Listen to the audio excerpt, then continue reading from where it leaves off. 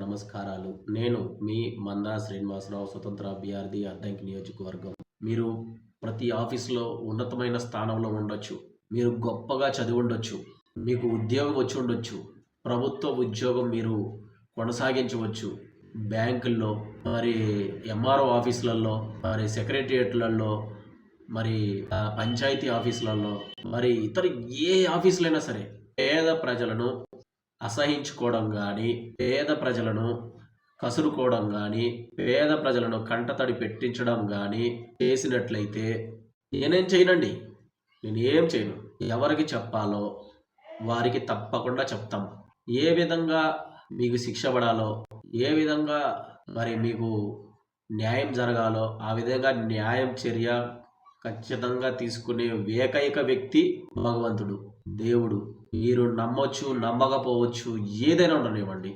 ఈరోజు మీరు పేద ప్రజల దగ్గర నుంచి లంచాలు తీసుకున్న, కంటతడి పెట్టించిన అది మీకు వదిలిపెట్టదు. మీ నీడలా వెంటాడుతుంది.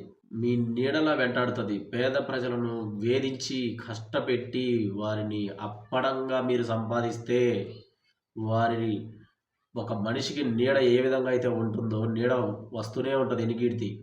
మీకు కూడా మీరు చేసిన పాపం అలాగే దేవుడు మీకు శాపాన్ని నీడలా వెంటాడుతూనే ఉంటుంది. మీరు ఏదైనా చేయండి, ఎంత సంపాదించండి, మీకు మీ కుటుంబానికి శాంతి ఉండదు, సమాధానం ఉండదు, ఏముండదు. కాబట్టి దయ ఉంచి నా నాలుగు ద్వారా ఈ విధంగా చెప్తున్నందుకు నోచుకోకుండా, నేను చిన్న వ్యక్తిని కాబట్టి దయ చూపించండి. పేదల పక్షాన కనికరించు పేదలందు కనికరము పొందు భగవంతుని ముందు. కాబట్టి కనికరించమని ఈ పాదాలు పట్టుకొని అడుగుతున్నాను ఒక సహోదరుడిగా. కాబట్టి నా మాటలు గాయపరిచినా, కోపాన్ని తెప్పించినా అది ఈ మంచి కోసమే. మనమంతా మనుషులం. మానవత్వాన్ని చాటుకుందాం. కుల మత ద్వేషాలు పక్కన పెడదాం. న్యాయంగా వ్యవహరిద్దాం. పేద ప్రజలకు అండగా నిలబడదాం.